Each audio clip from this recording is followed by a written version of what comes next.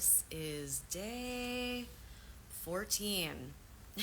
It's day 14 of 30 lives in 30 days, which means that I'm just about halfway through. And I am still in my beach gear. My beach outfit. Anyway, hey Lauren. Hi, honey. You're up late too, huh? All right, well, I have my tea here, just regular tea today, not cacao. And I'm just going to take a deep breath in and out. So before I went live, I was thinking about what would be the highest and best to share. And those of you that are just coming on, seeing me for the first time, I am going live for 30 days in a row. And this came as an intuitive download and that I'm following. And so I've been sharing different things that I like to talk about, as well as personal stories. And so if you like anything that I've been sharing, please let me know. And if you'd like me to go deeper on any of the subjects that I've been sharing, feel free to send me a private message. So it's the end of the weekend. It's been a beautiful weekend for me. I had two different birthday parties, one last night and one tonight. And the one tonight was on the beach, so I got to go swimming in the ocean and see people I haven't seen in a while, and seen some friends that I have seen recently, and it was really great. So earlier I was thinking about what to share tonight, and the thing that came to me was about grounding. I've had some private messages asking me to share more about techniques for grounding. And I know a lot of you, like me, do your personal development work where you're connecting to yourself and doing your best to release old stories that no longer serve. And a lot of them, I'm sitting on my strap on my dress. Okay.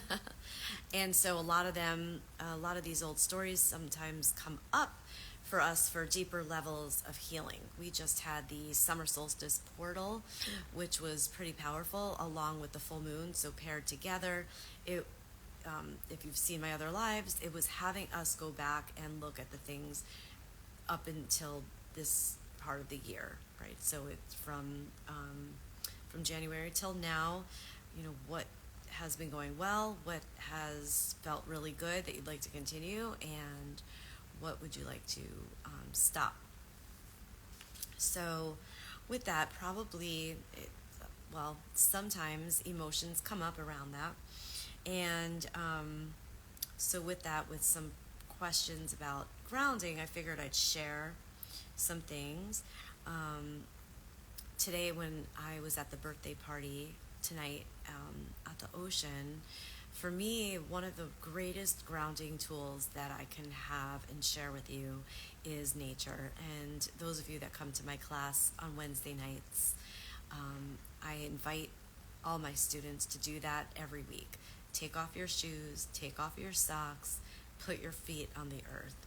So today, I was feeling really ungrounded today. I had a wave of anxiety throughout my body today, all day. And in fact, I still have it. And so I'm not really sure what it is. But a lot of times when we're moving through big things, even though I'm not working on it right now, the body is still processing. So whatever it is, I'm doing my best to be patient with it. And to be quite transparent, if I hadn't given myself this challenge, there was no way I would be going live right now. But I'm doing this to fulfill my commitment, and maybe in a way it's to also just be the example of where we can do hard things. Although this is not hard for me, but sometimes we get to do things even when hey Gracie, hey honey, even sometimes we get to do things that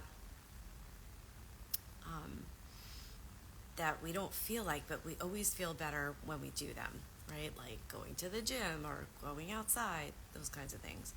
Anyway, so with those feelings, I took a break from whatever I was doing. I was catching up on, hey girl, hey Corey. I was taking a break today from, just getting some household things done and catching up so I could feel like I'm starting the week ahead of the game.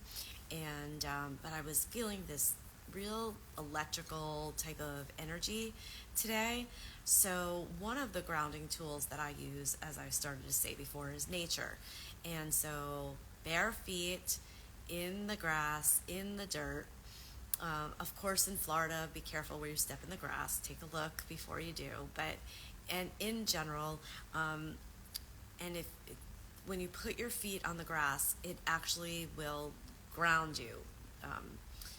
You connect to the earth, and energetically, you can send any extra energy, excess energy that you have. You can send it down, down, down to the earth. There is now science behind it too. It is called earthing. There's a movie called Earthing that you can see for free on YouTube that can explain it very well. In fact, in that movie, they were showing how when you connect with the earth physically, that it actually can heal many different diseases and disorders. And those of you that are also empathic or highly sensitive to energy might notice that you feel different when you go outside, when you put your feet, bare feet on the ground. I remember when I first learned about this years ago, I would go outside in my sneakers, and I didn't feel like taking my sneakers and my socks off because back then I was a runner too. So I would run, and then I would stand on the grass, and that doesn't do it. You must take off your shoes and socks. If you don't want to take off your shoes and socks, you can put your hand on a tree or put your hands on the ground. That works too. Tonight, I also went swimming. So swimming in the ocean is another way of connecting with nature, which will help. I knew right away as I was in the ocean, the flow of the water, it felt so magical. There was a lot of movement, and I could feel my body start to settle. I could feel my body saying yes to the feeling of being in the ocean. It was just beautiful. It was calming, and it was fun, right? I got to access my little girl, my inner child, and so those are ways to ground.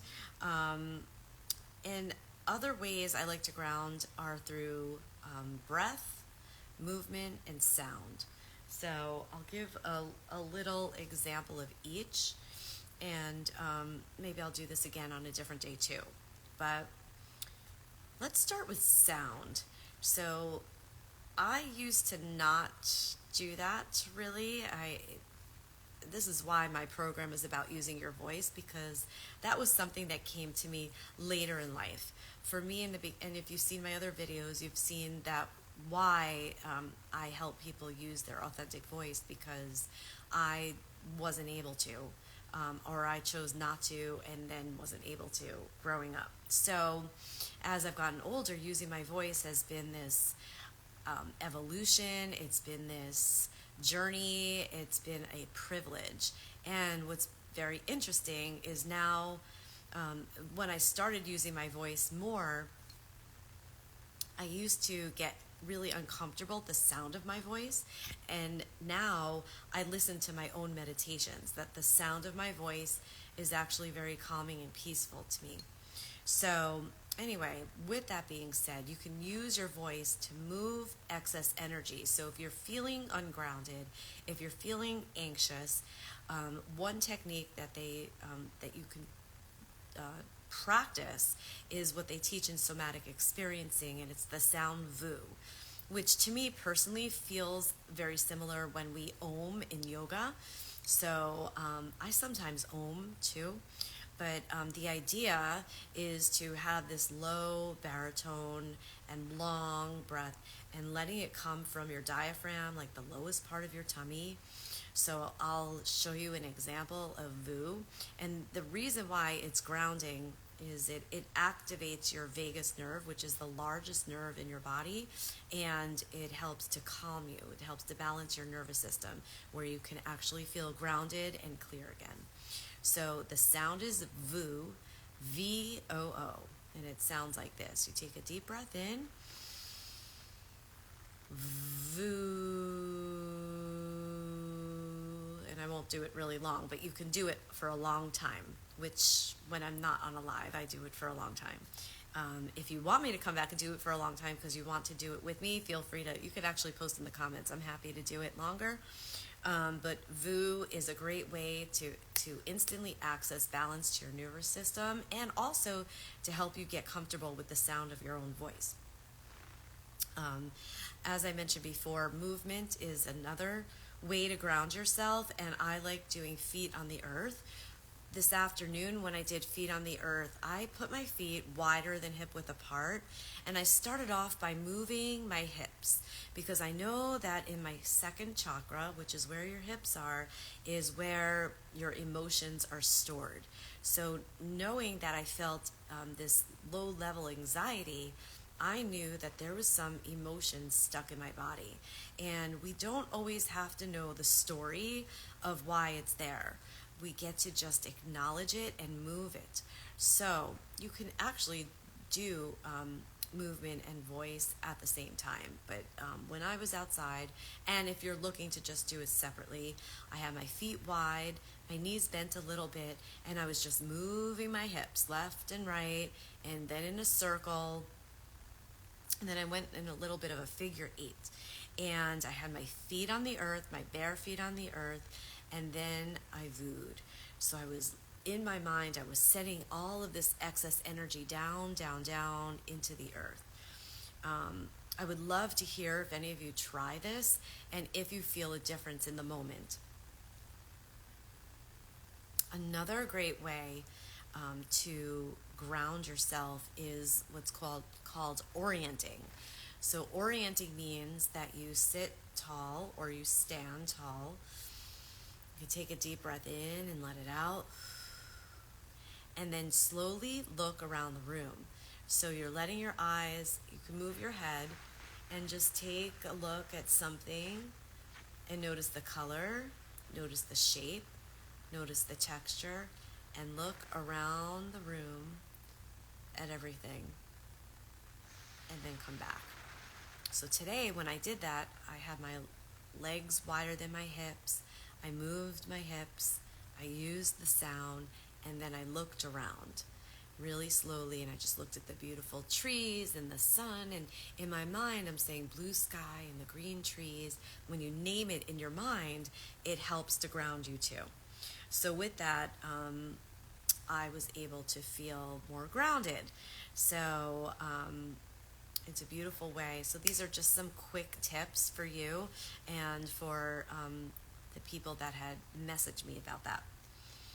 And what else can I share? And we'll do another, and breath. So we'll do one example of breath. And of course, there's so many. But just for tonight's live, just giving some grounding practices. I know a lot of you will watch this on Monday, which is tomorrow. So sometimes Monday morning we need some grounding. So grounding would be a really good breath is 2 quick ins and 1 long out. So it looks like this.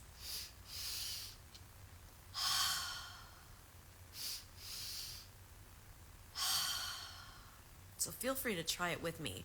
It's 2 short ins in the nose and out the mouth long.